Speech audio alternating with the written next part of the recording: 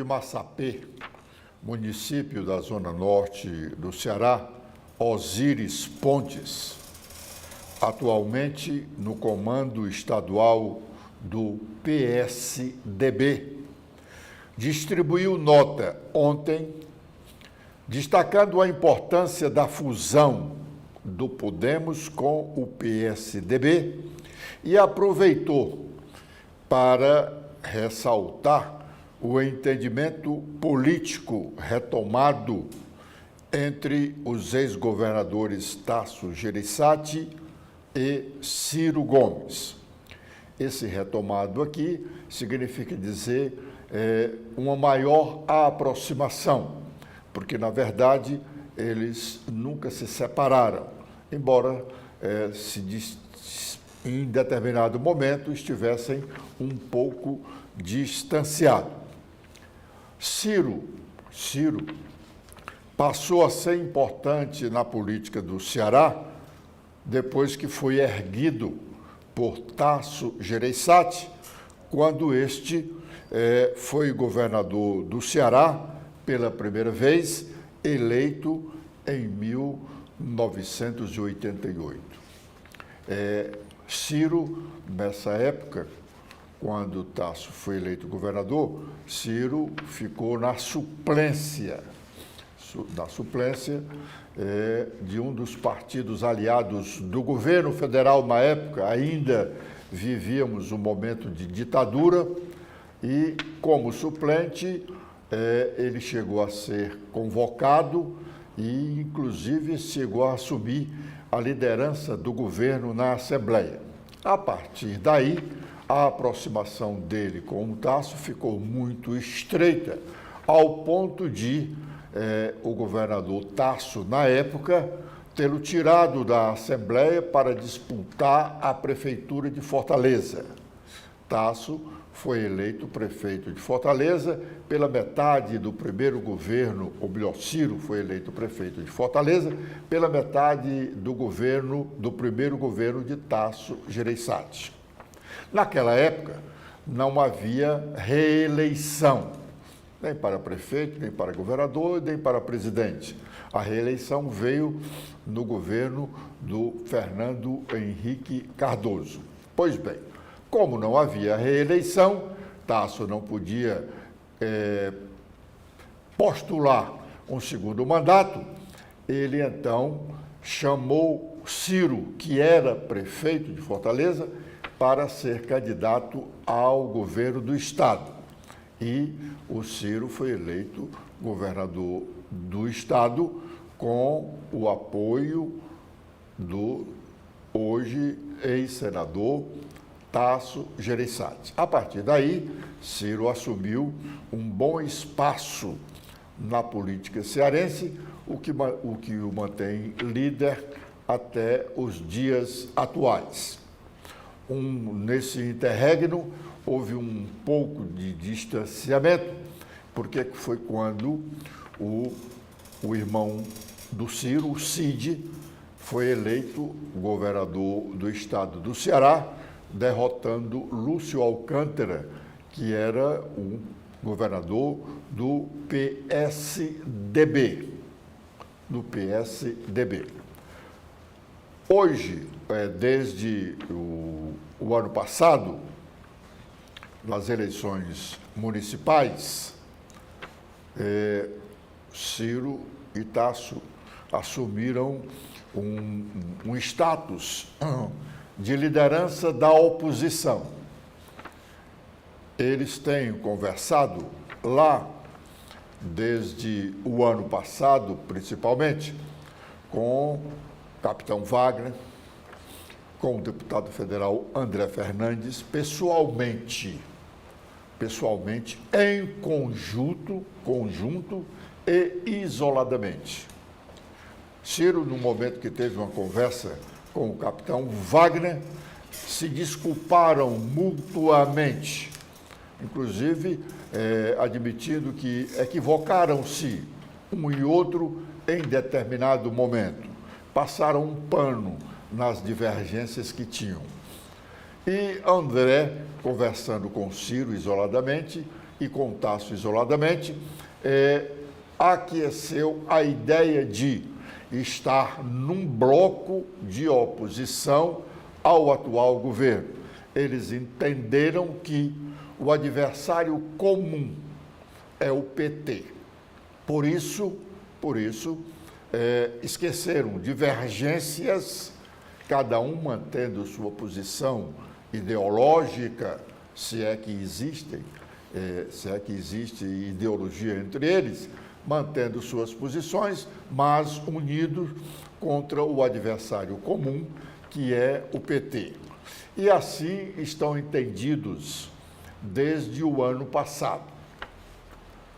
A aliança deles para a disputa do próximo ano, só se algo muito estranho acontecer até 2026.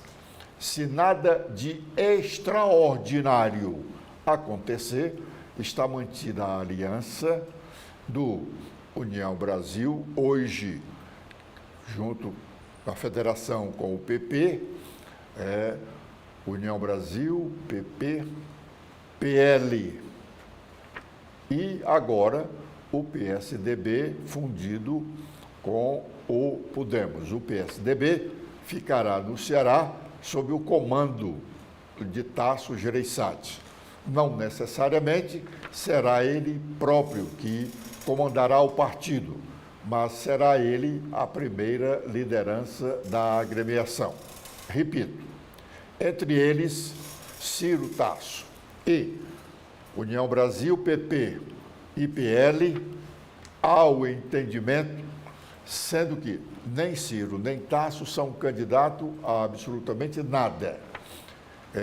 A chapa será formada por integrantes dessas agremiações, como também está acertado que o ex-prefeito Roberto Cláudio e uns amigos deputados estaduais que ainda estão no PDT e alguns vereadores de Fortaleza e de outros municípios do interior cearense, ele, Roberto e esse grupo vão se integrar ao grupo de oposição.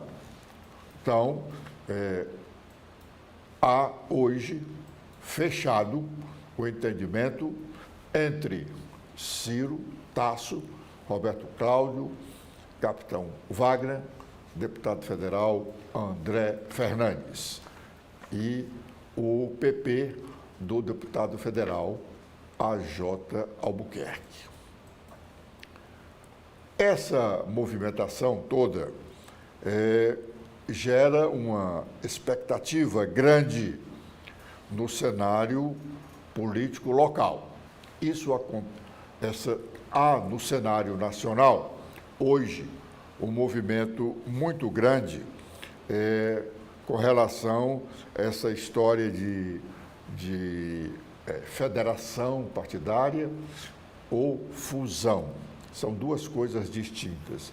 Um dia desse eu disse aqui que a federação é uma coligação ampliada, porque de primeiro nós tínhamos na nossa legislação a coligação partidária, que era feita tanto para a eleição majoritária de prefeito, governador, presidente, quanto na proporcional de vereadores, deputados estaduais e deputados federais.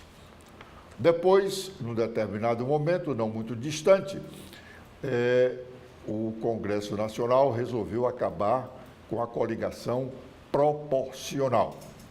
Deixou apenas a coligação majoritária. Então, os vereadores, deputados estaduais e federais não podiam mais se coligar.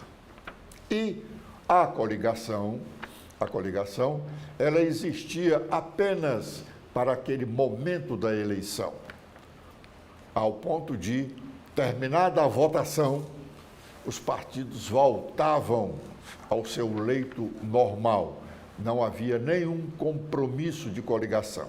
Agora, com a instituição da federação partidária, os partidos podem se reunir, formando essa federação, E aí a coligação entre eles é majoritária e proporcional. Com uma diferença: essa coligação não pode ter fim imediatamente após o processo eleitoral. Essa coligação permanece nos próximos 4 anos. Ela pode ser alterada na eleição seguinte.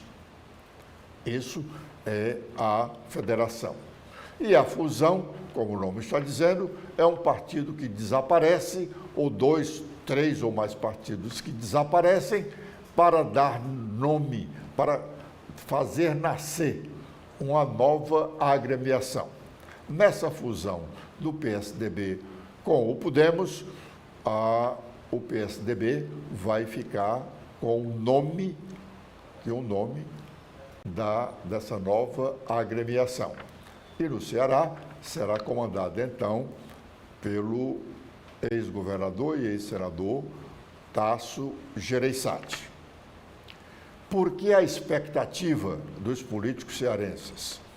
É porque só esses 2 movimentos, a federação do PP com a União Brasil e a fusão do PSDB com o Podemos, altera significativamente o quadro atual da política cearense. Hoje, o PP, Partido Progressista, que está na federação com a União Brasil, o PP é aliado do governador, é o Mano de Freitas. O União Brasil é a oposição. Esses 2 partidos marcharão unidos nas eleições do próximo ano, como o comando da federação aqui no Ceará é do União Brasil. Essa federação está no grupo de oposição, o que significa dizer que o PP deixará de ser um aliado, deixará de formar aliança com a coligação do governador Elmano. Isso é uma perda. Na fusão, o PSDB já é oposição, mas o Podemos é governo. O Podemos no Ceará é governo. Como o comando dessa fusão ficará com o PSDB, significa dizer que o Podemos não será mais situação. Pode até ser que alguém do Podemos deixe de integrar a federação e vá continuar ou continue apoiando o governo. Mas, no contexto geral de composições de alianças para a disputa, o novo partido, o PSDB, é oposição.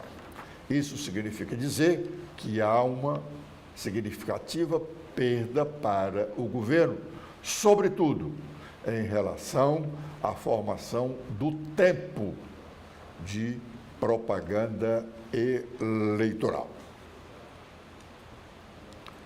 O governador Elmano de Freitas tem mais de 30 deputados estaduais na sua base de apoio na Assembleia Legislativa. A Assembleia tem 46 deputados. A próxima legislatura, que será eleita nas eleições de outubro do próximo ano, a Assembleia vai contar com 37 deputados estaduais, mas hoje são 36. Desses 36, apenas 10 estão no bloco de oposição ao governo. Os demais são aliados do governador. Mas a pequena oposição está sempre ganhando o debate no plenário da Assembleia. Uma minoria vence o debate contra uma expressiva maioria.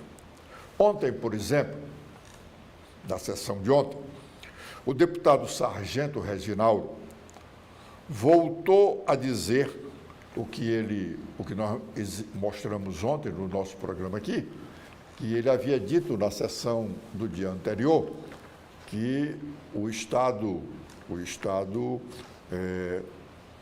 tinha deixado de renovar um contrato de aluguel de carros para a Polícia Militar. Segundo ele, Reginaldo, disse aqui, todos os nossos internautas, telespectadores viram que, em razão disso, da não continuidade desse contrato de aluguel, policiais estavam fazendo o patrulhamento da cidade a pé, enquanto os marginais estavam agindo motorizados. Os menos abastados, os marginais menos abastados, em suas motos, e os mais nos seus veículos possantes, seus possantes veículos. Pois bem, ontem, no plenário da Assembleia, o deputado Sargento Reginaldo voltou a repetir isso. E, depois da sua fala, o deputado Acrísio Sena contestou o que dissera Reginaldo. Disse Acrísio que o Estado do Ceará, só nesse período do governador Elmano, já comprou mais de 300 veículos para a Polícia Militar do Estado. E que o Reginaldo estava com inverdades, porque pegou um tema muito pontual, pegou uma questão pontual, a não renovação do contrato de aluguel, segundo ele, de 30 veículos.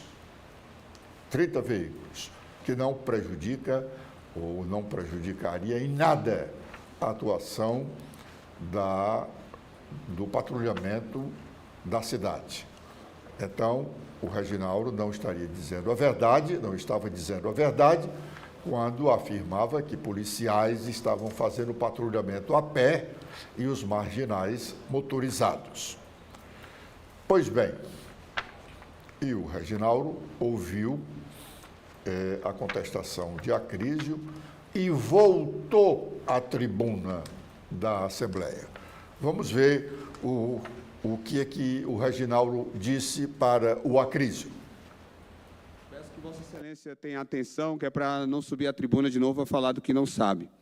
Vem, por meio do presente instrumento, requisitar para fim de manter-se na posse direta os veículos constantes no anexo dessa requisição.